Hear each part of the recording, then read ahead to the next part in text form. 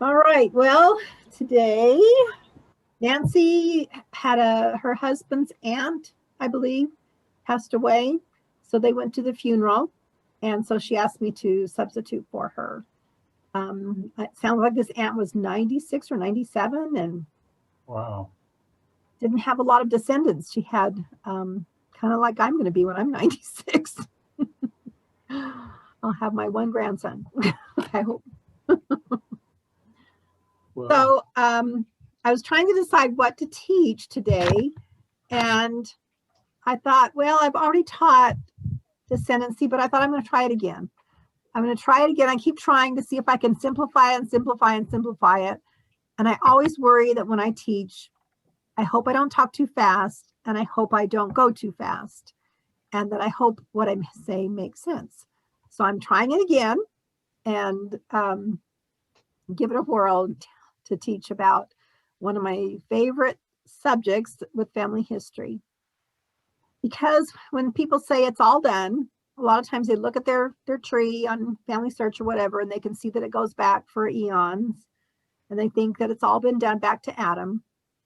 And well, it's true, and I've noticed more and more, even with converts, when they get in there after they go back a few generations, they do link into other trees, and a lot has been done because of the work of people who have gone before us, and they have worked very diligently to try and push those lines back. But that doesn't mean that it's done. So let me just, and I like to do a PowerPoint because it helps me remember what I'm talking about. So I'm going to minimize you here. Oh, I still thought. Can you see my screen okay? no. See my screen? I see a screen with a lot of good-looking people on there, but Okay, let me try again. but then mine also blind in one eye, so. Ah, maybe that was it. You There, see it's it all now? done. Okay. So this is called It's Not All Done because everybody likes to say it's all done. I thought of this quote, at least the ending part of it, and I thought I would share it by Joseph Smith. It said, "The standard of truth has been erected. No unhallowed hand can stop the work from progressing.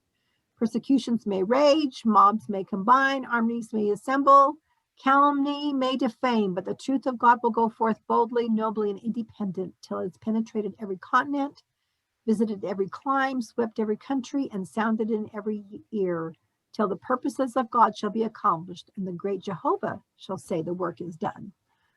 So this is kind of comforting right now too, with we've got all this unrest in the world that it's going to keep going. And our work with family history will not be done either until the Jehovah says the work is done, which will probably be after the millennium. So one thought you could do if you're trying to do family history, and this is for sometimes with beginners that don't know what to do, you can ask Aunt Sally or Uncle George or Grandma and Grandpa or whoever the family genealogist is, how you can help. And then be willing to learn from them. They can say, well, I'd like you to work on this particular line or whatever, and then go to work on that. That's kind of what my brother Mark did. I gave him several different things to do, and he's been working on that. I need a piece of 8.5 by 11 paper. Also, pull up your found chart on Family Search, and if you're not sure how to do that, you just go here, click on where it says landscape and click on fan chart. And you can look for blanks. And this is what I gave my brother Mark. I said, here, you want to try and see if there's new stuff out there that we haven't been able to find yet. And so you could look and see if there's any blanks. And if it's challenging, then ask maybe family members if they know anything about it. And if they don't, come to one of us who have a little bit of experience and see what we can help you with there. But since what I'm mainly talking about today is looking for the empty chairs in your descendancy, we're going to go to that now. And that's what I'm going to spend the rest of the time talking about.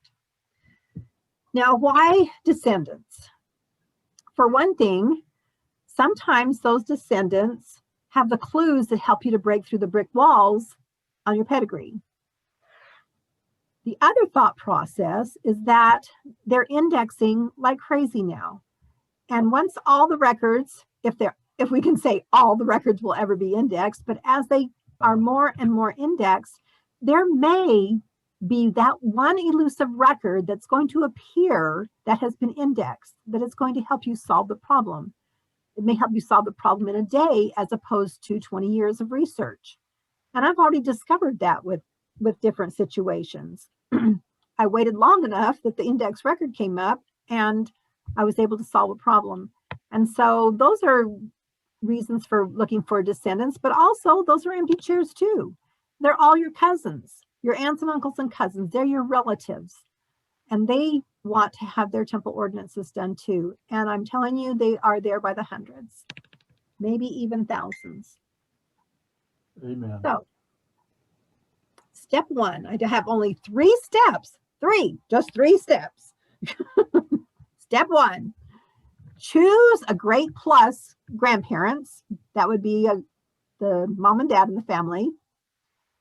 I say plus because sometimes you need to go back a little bit farther, especially if you have pioneer ancestors. I mean, you can do the pioneer ancestors if you want to, but a lot of times they stayed members of the church, and it's not as, it's still good to look for those empty chairs. I think I've mentioned this before. They could have gone to California and went inactive, and they have children that need to have their ordinances done.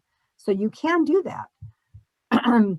But you can also go to the grandparents who didn't die in Utah. But in any case, choose a set of great grandparents, great, or whatever. That's step one. So in my case, what I did is I thought, I haven't looked at my ex-husband's line for a long time. And so I thought, usually I'm methodical. I go straight down this way, and then I go through the next generation and come down. But for tonight, what I did is I took his mother just passed away this last year. I went and found the Faulkners, and I decided to pick this one, for example, William and Mary. And so the first step, once you've chosen them, is put them on this is a suggestion, put them on some kind of a document with their names here. Just tell that they're their second great grandparents and put their PID number so you can find it easily. Where do we put this? You're talking about put it at the top of the page. What page? Well, I use a Word document. Not everybody likes to use Word, I've learned. I didn't know that, but maybe somebody would rather use a different kind of document than Word document. And so maybe they want to use Google Drive, something there. Or, there are other kind of documents that people may want to use. I use Word because I'm so used to it. So does that help, John? Does that answer that? I was thinking, I don't think there's any place within Family Search where you have a page like that. Right. I just keep it on my computer. Okay. Step 2, you got to look for the empty chairs. You got to find who's missing. Is there a spouse missing? Are there children missing? Are there missing grandchildren, et cetera, et cetera, et cetera? And you go down to 1911. I say 1911 because it's within the 110-year rule where you can't do temple work after that. But I always look for the rest of them if I can. I mean, I'm not going to go into the 20s and 30s because they're probably still alive, or they could be still alive, but somewhere around the 1911. And you want to record as you go. So let me just show when I record as I go like this. Okay, so let's look, for example, let's go over here to William. Now, if I click on him once and I click tree, all of a sudden I can see his whole family at a glance, which is kind of nice. I can see their wives, their spouses. If I click here, I can keep going further. And so I can just keep looking down at a glance. That doesn't mean I'm going to pick these all up all at once, because you do see, look, there are green temples here. I call them green temples. It's just green boxes with temples in them. But you have to be careful of green temples. I'm going to talk about that just a second. But if you notice, these are all the children of William and Mary. There's William Vincent, Charlie, Nancy Ellen, William Daniel, Eliza, and Jesse Wayne. These are all their children. Now, Nancy Ellen doesn't have a spouse. Eliza doesn't have a spouse, but Eliza died when she was about 17. So it's possible that she did not marry. It's likely that she did not marry. But I may want to look for Nancy, and then I want to check on these green temples. Let's go back here. There were green temples. Yes, there were. There are green temple rules that I made up. These are my green temple rules, so you can't blame anybody but me. But you've got to be careful of green temples. First of all, you have to stop and look and say, wait a minute, does that person make sense? Sometime I've seen a green temple by a person where the whole family was born in Virginia, but this one person was born in England. Well, that doesn't make sense. So that person is probably not a part of that family. So you have to double check and see, is that a green temple because someone has noticed before that it doesn't make sense being in that family? You need to look for duplicates, and they'll appear. The search engine has become so much better now, and the duplicates do appear. And look for documentation to support, to make sure that person really belongs in that family. And then listen to the spirit, because sometimes you can't find documentation, but you just have a feeling that, yeah, they really do belong to that family. And so you want to go ahead and do them. So I just want to show you an example of a green temple problem. We're just going to go here. We're doing this a little bit out of order, but I want to give you an example. So here we've got Bessie and Edwin and Ernest, who all need temple ordinances. Now we could think that, oh, these are two different people, but are they really? So I'm going to go to that family and I want to look at them a little bit more closely. So I hate to go out of this nice little pedigree thing that I've got here. So I just am going to copy that number and open a new window.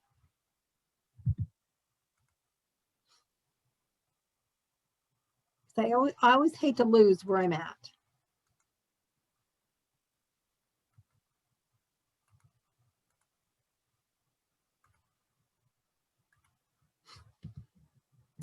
Okay. So actually what happened, and I accidentally did it beforehand, but this Edwin Ernest down here, it actually said living. Somebody had added him probably years ago and either accidentally put him as living or whatever.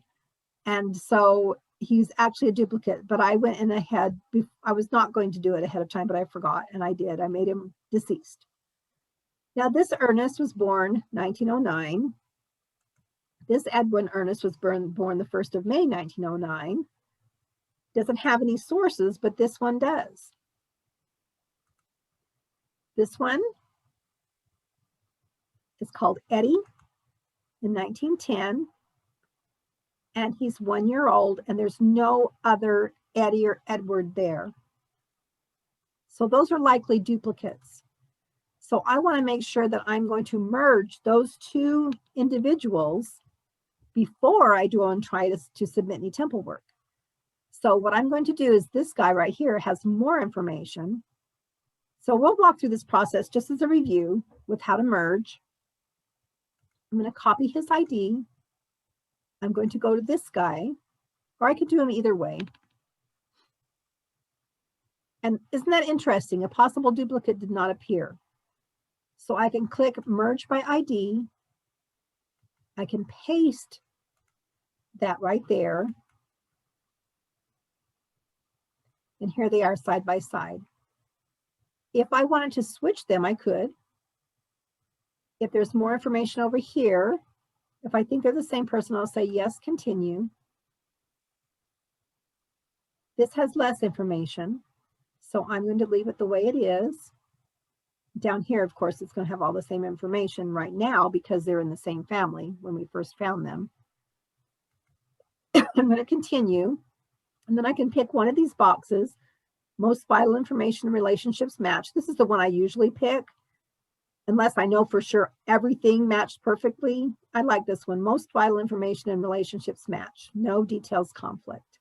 And so I click that and it gives me an explanation right there. And I don't have to make it up myself. Then I finish the merge. Now, he does need temple work still. So I could go ahead and I could submit him. His baptism was already done. But back in 2012, somebody must have lost the card. And so we'll request it. Now the other guy had no baptism done.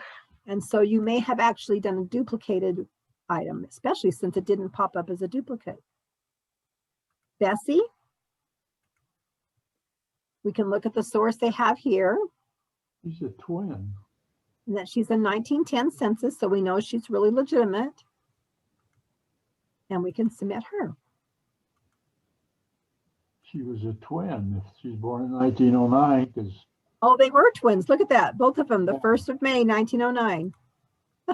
yeah, she could. Yeah, They were on the census. They're both 1 year old. Yep. So that's kind of to show you about the green temples, just so that you know that. But that was to show you an example of a green temple problem and why you want to double check. But now we have a missing chair right here. Did Nancy Ellen have a spouse? So as you can tell, Family Search does have a lot of nice documents. And this little blue thing right here tells me that there is a document. So I want to go look and see, well, what document do they have for Nancy Ellen? Whoops, I got to go back.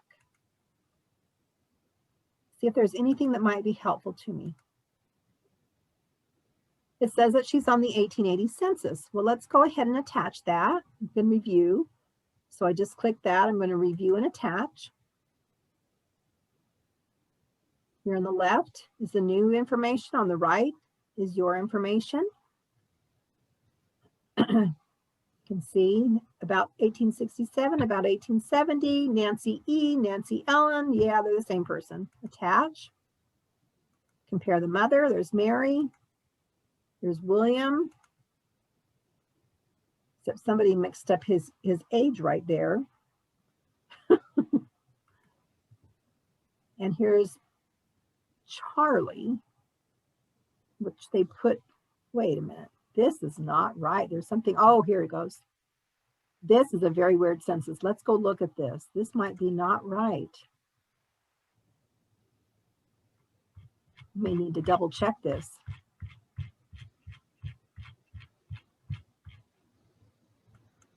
There's Faulkner right there. William, Mary, Nancy, Charlie, and James. Where are they at? In Mason County. This may be a different family. So you know what I'm going to do?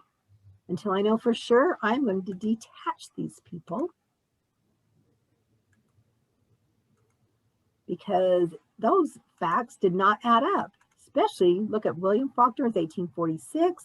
There is no Charlie here except a guy born, 15 years earlier, and there is no James.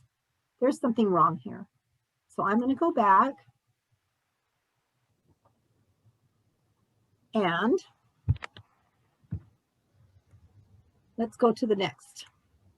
We found the empty chair. We have Nancy Ellen. We actually looked at sources that were here, and we need to find documentation. And guess what? That is, oh, sorry, before that, I was just showing you how on that chart that I wrote, I added all their children. Oops. See, there's William, Charlie, there's Nancy Ellen. Step 3, remember step 1 was find the great-great-grandparents. Step 2, find the empty chair, which we did. Nancy Ellen is an empty chair. She doesn't have a husband. Step 3, find a document to help you find missing information. We looked at the document they had there, and it was not a very good document. It was kind of weird.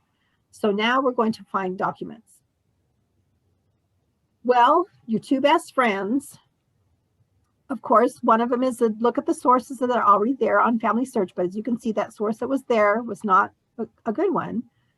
Your 2 best friends are the trees on Ancestry and Census. Now, trees, of course, are only as accurate as the person who put them there, but guess what? they put sources to them. A lot of times there are sources attached, and so it's a one-stop shopping place. So we're going to try that. We're going to see if we can find Ellen in a tree and see if there's some sources attached. So I bring up Ancestry. I'm going to do a general search, or I'm going to go look in a public member tree. See, I click search. There's a, whoops. There's a public member tree. I'll type in her name. Why would you use public member tree rather than just the big general thing? Well, you could do the big general thing. You really could. And I could do that. It will get me a lot more different sources. And actually that could be your first best friend, is do a general search. But if you're going to go to a tree first and just check that, then you can do it. But you're absolutely right, John. Doing a general search, and we can do that just as well. Let's do that. This was probably a way to narrow it down quicker. Yeah, because Okay. But I can still do that. But I want you to notice whenever I do a search, I do this. Oops. You see right here, it says match all terms exactly. If I unclick that, then I can do each one individually. But if I want to just, sometimes it's a nice default just to click that. And then I can go and I can do all these things, which I usually do, unless I'm doing a name like Smith and Jones, because usually I shouldn't say usually, but often things are just not spelled the way you want them to be spelled.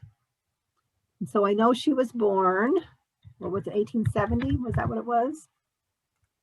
About, I always give it a plus or 5 minus years about.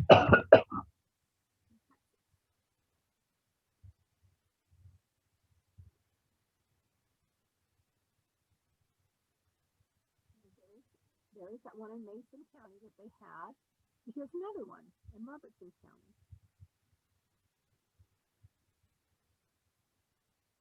Oh, now isn't this interesting? She's a stepdaughter. And there's Daniel, Eliza, and Jesse. Now we've got the right family. But look at this. She's a stepdaughter. Stepson, stepdaughter, stepson. Do I have a second spouse for Mary in here? I do not. She was married again. Who is this guy? So this, I can click on him and find his sources, but you know, I kind of like to get that one-stop shopping with the tree. And so I could come down here. It says find others who are looking for it and see if it brings up a tree. Right here.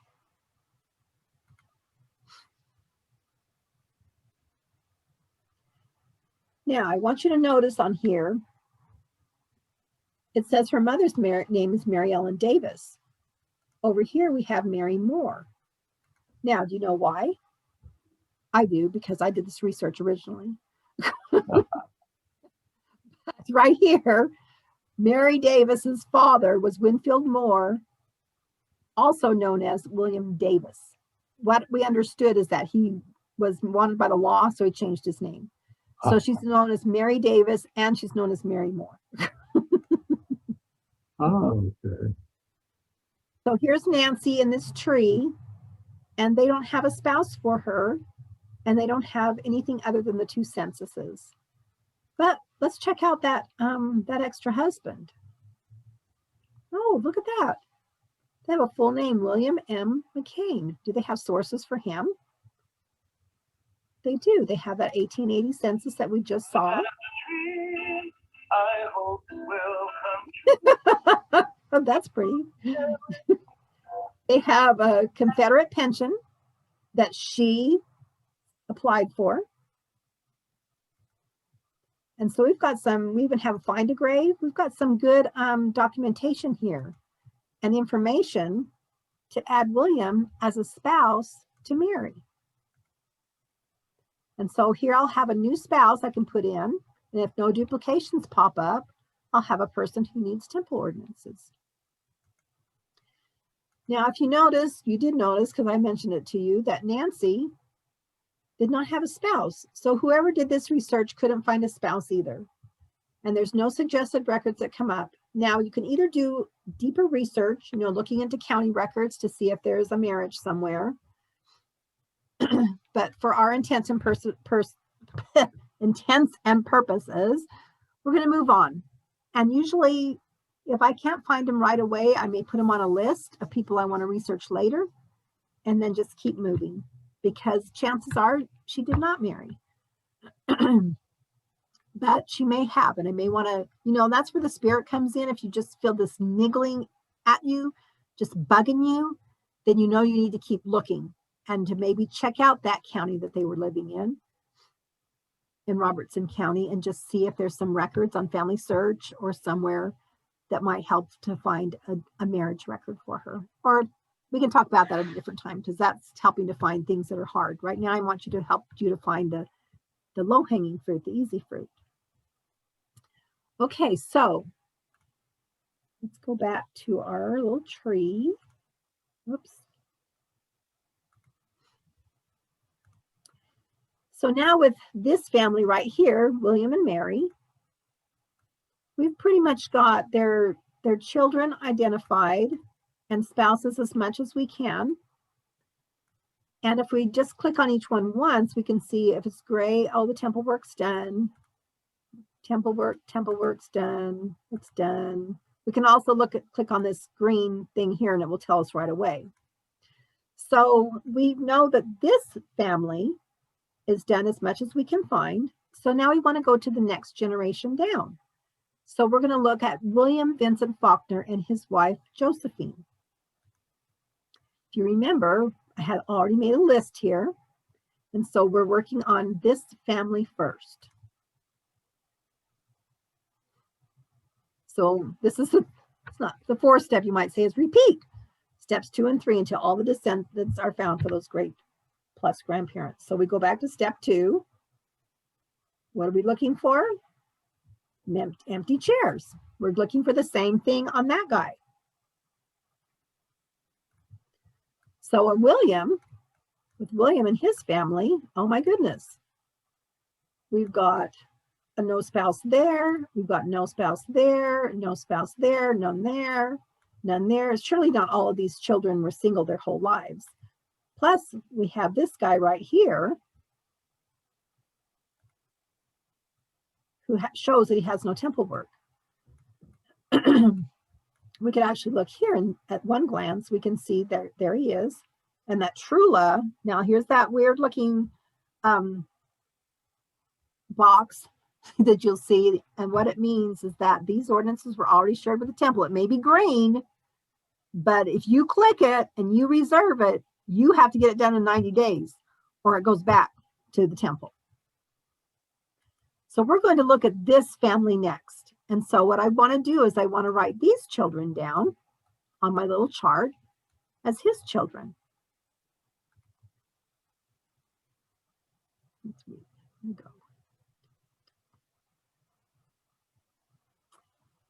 So, oops.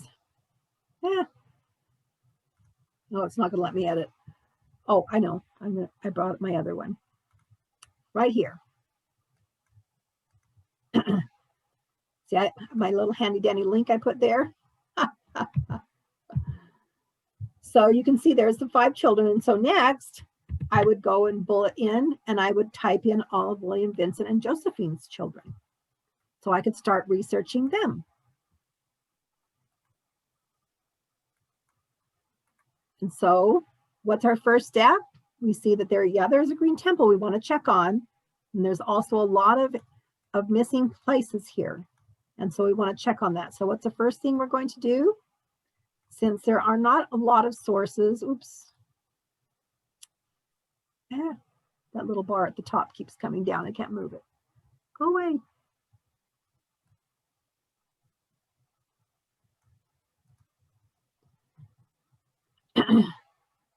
Like Emma, she doesn't have any. Annie doesn't have any. Willie has one. Jesse has one, and we can check those and see what they are.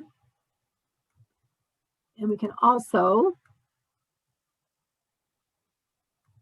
go over here. Now we did have this one tree that we found. We can see if maybe they had a continuation of William, and they don't. But that doesn't mean that there isn't another tree out there. So I'm going to look again.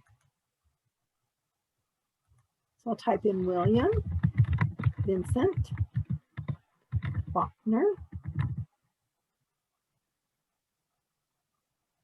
and his wife. Now I'm going to put an asterisk after JOS because I don't know if she was really known as Josephine or was she known as Josie. And so I want to have my best chance of finding this couple.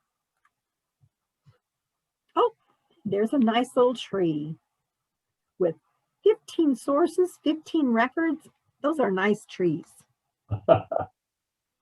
Yeah, a nice tree. Okay, so here's William.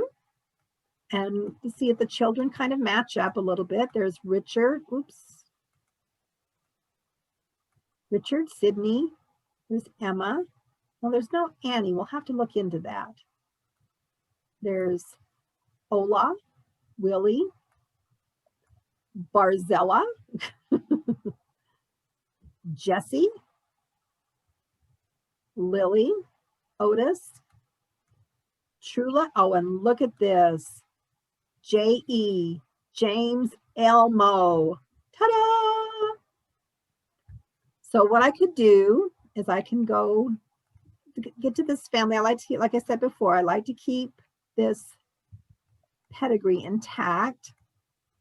So I'm going to go back over here to William Vincent. And I want to compare. Whoops. Jeez. Yeah. Did she really have 12 children? I mean, you might want to double check on that. Let's see. Well, they have the same amount here. And I can actually look at the 1900 census. And it will tell me how many children she had. Rosie. Why do they call it Rosie? It's really Josie. If we look at the actual record, it probably says Josie, but somebody thought it looked like Rosie.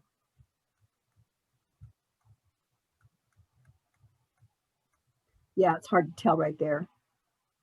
You see the IE, but it could be a capital J. So, well, there's the swing down right there. J right there.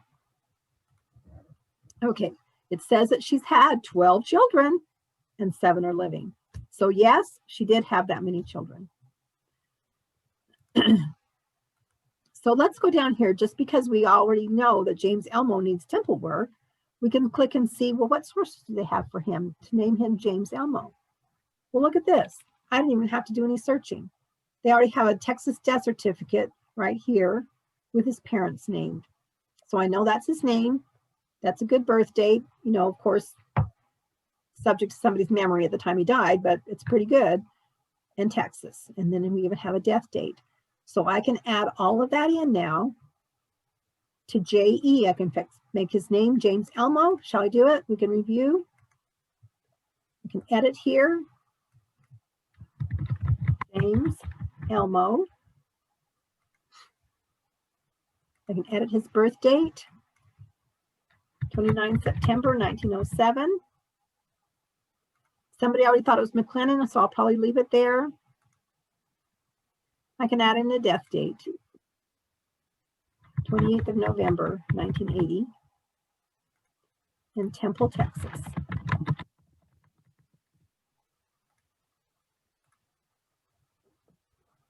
Now he's ready to go. Well, I can even see, oh, look, it even says he has a spouse, Mildred Cook. It even gives her maiden name. Isn't that nice of them to do that? It's not here, though. Wait, maybe it is. Let's go back. Nope, it wasn't here. They don't have a spouse name there, but we know, according to his death certificate, he had a wife named Mabel Cook, so we can look for her.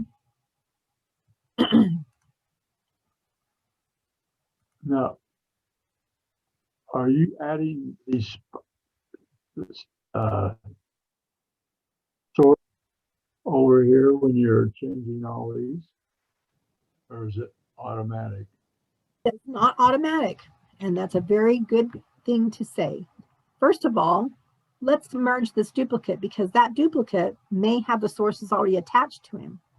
So let's look at that. Let's click on this possible duplicates. James Elmo, same birth year in McLennan County. Here's their information. Here's our information. It matches up perfectly. Ah! They have a spouse for him. Isn't that nice? The one that was on his death certificate. And down here, look at all these sources we're going to bring in. So I didn't have to bring in the sources because when I merge these two people, all those sources are going to automatically come in. In this case, I can say all vital information and relationships match because they do. And now, ta-da! Here's all those sources, including the death certificate. So does he still need ordinances? Nope. Well, he does need to be sealed to his parents. So I can click that and request it. It will have to wait, of course, until she finishes the other work, but at least he's in line. Now there is no marriage date for he and Mildred, so I'll probably want to look for a marriage date. And it looks like they've already submitted Mildred as well. But you know, the cool thing about this, I've discovered that I spend a lot of my time merging people. But the good thing is that we're condensing family search. We're making it more usable, more friendly for other people so that maybe the descendants of James and Mildred, they'll be able to find them and say, oh, there's my grandparents. Oh, I didn't know that those were his parents. You know, we're really helping the whole cause by making these merges and cleaning it up a little bit. So it's always a good thing to do it. Even if their temple work's been done, don't be disappointed because it's really still helping. And anyways, we've got to get him sealed to his parents. So I have that one done, but I still have all these other children I need to check on. So I check on them actually one at a time. Here's Richard. Richard's married to May. If I click on him once, I can tell at a glance that their work is done. Well, they have children born before 1910. Oh, look at this guy. 1911. Howard Dean Faulkner has 10 sources attached to him, but he hasn't been submitted yet, probably because it was a year ago and maybe somebody added him in there and then forgot about him. And so I can go and these of course have already been reserved because they have that weird looking image in the green box, which figure out what it is. Oh, it's a little clock. That's what it is in there. It's a little clock showing you tick, tick, tick, tick, tick. 90 days you have to have it done. So, but I would want to look to see if Mary had a husband, although I'm doubting it because she died fairly young. Richard, it has a green one here. I'm going to go look and see. But if you can tell, first of all, I'm working on making sure that William, Vincent, and Josephine's children are all accounted for and that all their temple work's done, which we did. We've got James Elmo. Now we know that all of them have been done. And now what am I doing? I'm going to Richard. And how do I not get lost?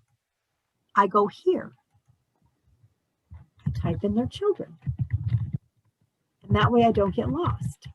And so I'm going to type in all the children. I'm not going to do it all right now. I could even put a little note in there if I wanted to that said died young or whatever. So if I ever want to go back to it, I can see why I didn't try and work on that person before. But in this way, I can keep track of where I'm at. So once I've checked all the children of William, Vincent, and Josephine, then I know, oh, I need to go to Charlie now and work on him. And after that's done, if I want to spend more time on Nancy Ellen, I could. Then I will go to William Daniel Faulkner. And then Eliza, what if she did get married? She died childbirth. You know, that's a possibility. She could have got married at 16 or 17. So I might want to check on that. But can you see where I'm going with this? I hope I made a little bit of sense because this is basically it. What are the steps again? Look, choose some great-great-grandparents to start working on. Look for the empty chairs.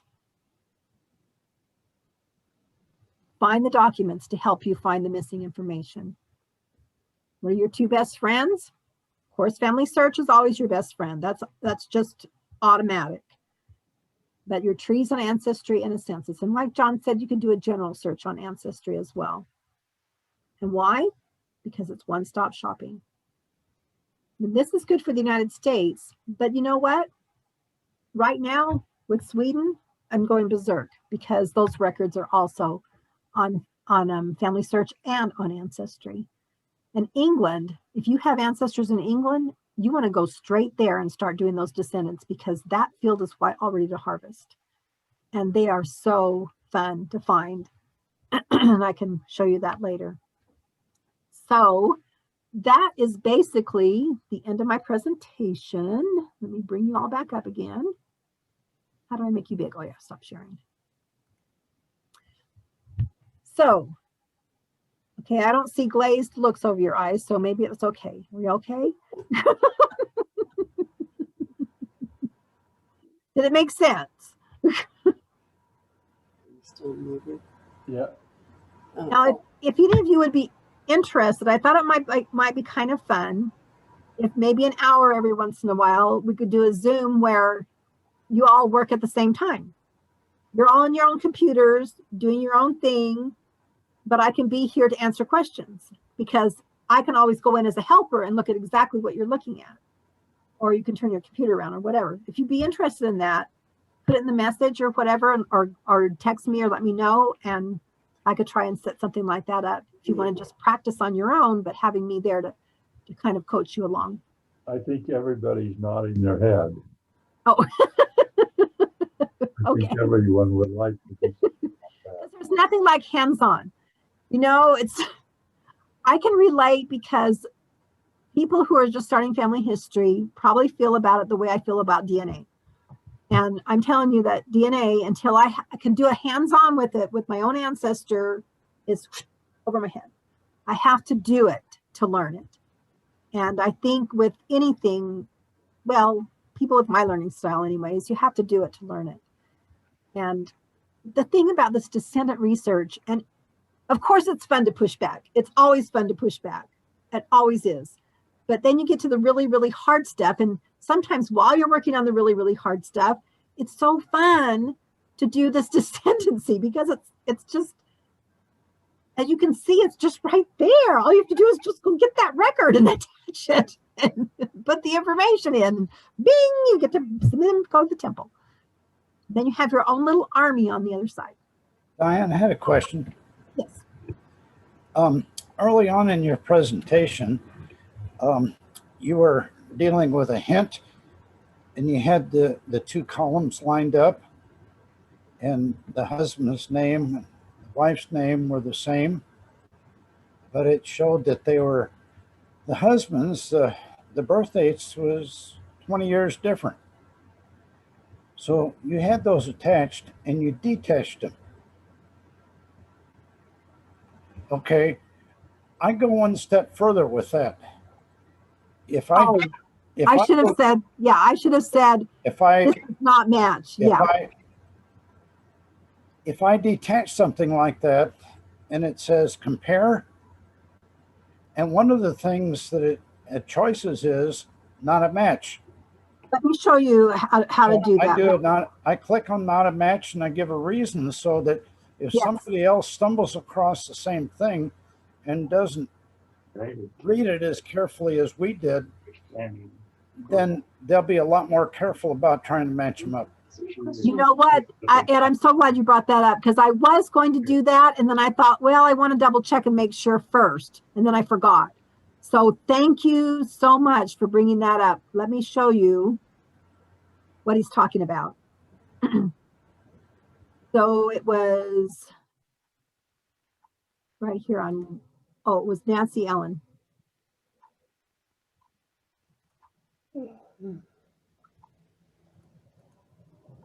Okay, you see that source is still there. So what I want to do is I could have done it when we were comparing them, but I really wanted to double check and make sure that maybe although I kind of knew already that those were the wrong children, but what if I was mistaken? What if they did have those other children? I didn't know about them. So I was double checking. So here, what it can do when you pop up this box, it says review and attach it, or it says not a match. I could also do it in here. I can say it's not a match right here and give a reason. So both places you can say that. But if you do it here, and sometimes I know automatically right away, but I can click not a match and say there were 2 families with similar names. This one is the wrong family. Wrong ages, wrong names, wrong place. Okay, but you don't have to put the names or the PIDs. You don't really have to. If somebody saw that somewhere and came across it, they would get the idea and they could see, oh, I see what she's talking about. Agreed. Thank you, Ed. Thank you. Okay, do we have any other questions or comments or? I have a question. Okay. You're first, Rick. What? You're first. You sure? Yes. Well, tell me if this is before beauty. relative. This was finding a lost chair. You were mostly spending that time on that, but this deals with my question deals with doing work for aunts and uncles, and I just had a cousin pass away a couple of days ago, and she was getting to where I really couldn't, even if I approached her for permission on her parents, and mostly concerned about my aunt, who is my dad's sister. I've already done the work. Her husband was a little older, my uncle, and I've been doing the work for him because he's past 110 years. But my aunt, Florence, is, I'd have to wait another 4 years for her. But all the siblings have died. All my aunts, my dad, the aunts and uncles and that family, that generation have all passed. And so now, as a Children? Are there any children living? and no children or grandchildren now living. You're good. You want me to show you how to do it? So as a nephew, am I as close a relative to anybody to them? Because You are just as close a relative as that nephew. So I've got the promptings. I've had it several times. I was close to Florence, and I think she wants her work done, and I could see. you know how to do it? Do you know how? Do you know how to go ahead and do you know how to go through that process? I don't. Okay, let me show you. And is this appropriate for holding everybody Yes. up? I don't Oh know. yeah, because this is a good question because we do come across this. My mother had a cousin that she knew that she used to write letters to, and she and her husband both died and they had no children. And she really wanted to do their temple work, and so we did it, and she got permission.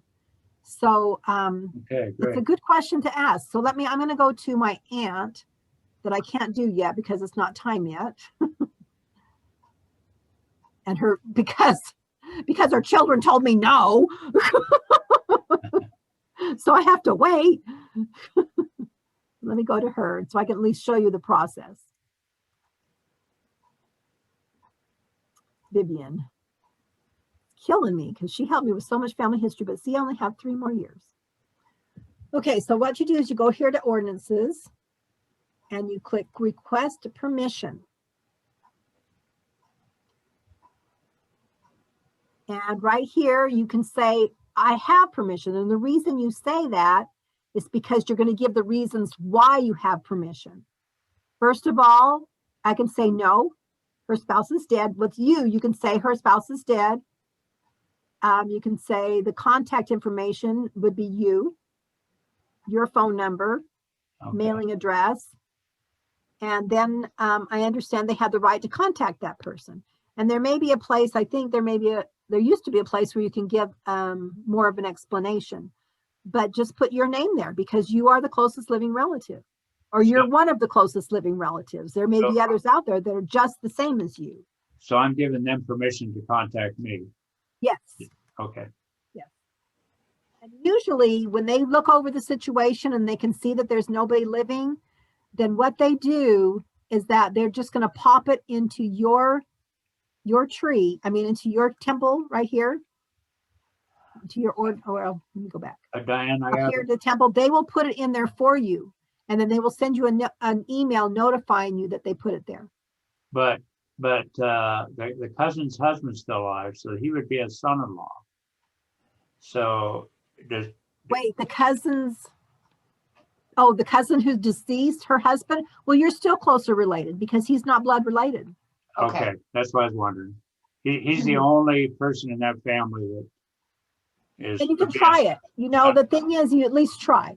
Because they can always come back and say no, but really you are the closest living relative, blood relative, because he's not related to her by blood. Yeah, that was, my dad's sister. So, okay, thank you. I'll do that. Mine wasn't a question, it was a comment. I always have to keep a piece of paper and a pencil next to what I'm doing so that I remember to follow up on this idea, or so that I can write down the names of the other children or their birthdays or something as I'm going along, because I always need to refer to things. You know, whether it's limited memory in my brain or whatever, I really do that. You could also write it on here. Sometimes I do that when I'm researching stuff, but I'll put my notes here. I still think on paper instead of on the computer. You know, I understand that. And that's totally, you know, you have to do what makes the best sense to you. I think that just about any time you sit down to do family history, you have to have a piece of paper and a pencil. Well, you know, I have these papers underneath my keyboard to make little, because I have to subtract things or whatever. And so I use all those kinds of notes all the time. Thanks, Diane. I really appreciate you teaching tonight. Oh, thank you. Everybody okay? Any other questions? We can close if we're all good. You know, there's a lot of work. We're sitting here watching you go really fast, and any of us that have tried it, you know, there's a lot of work in doing that. But I think that one night I worked almost all night on a line and finally got a couple sealed, at least, you know, requested the sealing. And that made it all worth it. That made all that stuff that I had gone through and clicked back and forth, and, oh, I was going crazy. But in the end, there was that just one sealing, and Heck of a soul. and that was indeed worth it. So that's But what sometimes it is a fishing expedition, and sometimes you spend all night and it's a hunting expedition. But man, that one person is so happy that you found them. Diane, Yes, Elsie? I really appreciate you doing this lesson tonight because I had to miss it the first time you gave it. Oh. Well, maybe it was more simplified this time too. I don't know. If so, that helps. This is recorded, so anytime we want, we can come back and listen to it again, and go through and see. Well, just go through it again. I have the handout from the first time, and it just clicks in my brain better to see the lesson Yeah. Okay. than to just read the handout. I wanted everybody to know that the new temple presidency does not start until August, and that I got a letter today or a text from my supervisor from my shift at the Provo Temple asking if I was willing to come back when the temple reopens, that they want to have things ready to go when the temple reopens. I think that means we're getting closer. You mean 1st of August? Well, no, they didn't give a date. Oh, okay. Maybe it's sooner. Right, maybe. Marie said something about that too, that she got notifications, so she's wondering if it's going to be sooner. So, Phase 3 is limited proxy ordinances with an appointment, which means you won't just be able to go, but you could call and say, do you have a space for me today so that I can go and do an endowment, or so I can go do 5 initiatory. That's what phase 3 will be. or I wonder if you can say, can I go and spend the whole day there? And I think that would depend on how many people are wanting to go. The wording in that email was limited. Yeah, limited. You're not going to do an all day. Okay, good. It's gonna take 100 years for me to do the ones that I've requested over this past year. And Well, everybody else is in the same boat. It might take you 100 years, but we're going to have 3 new temples to do it in. Well, We'll have the Orem Temple, the Saratoga Springs Temple, and the Linden Temple. All these young students can do it for you. I turned a bunch of names in 2 years before COVID started and turned it into the temple, and still nothing's been done. So even before then, and that was to send it to any temple in the world. And, so I don't know how they're going to do it. They're going to have to. We're going to be responsible, aren't we? Yeah, somebody is. Instead of going once a month or once a week, we're going to have to double that. Well, the thing is, the temple's always full. Well, but we're going to have 3 new temples in Utah County. Maybe 24/7 shifts. I don't know how many of you listened to Elder Bednar's talk at BYU in January, in which he told the story of temple miracles that happened when the local government, he never did say which temple, said all places of worship need to close as of such and such a day. And so the temple said, well, we'll be open 24/7 until then. And they were, and they got immense amounts of live ordinances done. If you haven't watched that show, you can search it on YouTube for BYU speakers, David Bednar. Marvelous talk. Also, that training that they did the week before Roots Tech is excellent. Have you all watched that yet? The week before Roots Tech? Yeah, the family, Elder Bednar is kind of like in charge of it again. No, I missed that. Just go on, it's there on the, actually just Google Family History Leadership Training 2021. Actually, no, I didn't. I think, yeah, I put it in the link that I've emailed that I sent to everybody today. Well, I missed it. Sorry. No, go back and watch it. It's so good. I will. We're going to discuss that next week in our training. And then the next week, Tyler Critchfield is going to teach us on Google Maps. mapping out your family with Google, not Google Maps, it's Google something maps. Anyways, the title's in the email I sent out to everybody. And then the 28th, I didn't know what we were doing, Nancy, so I put to be announced. You're muted. You're muted. You're muted. Nancy, you're muted. There you are.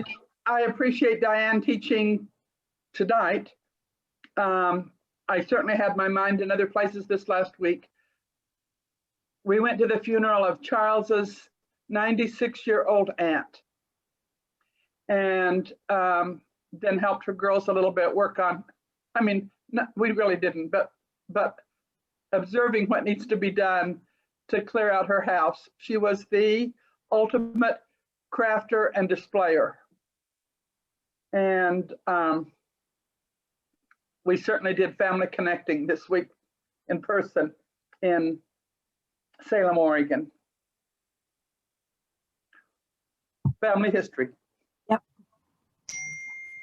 Elsie, would you give us a closing prayer?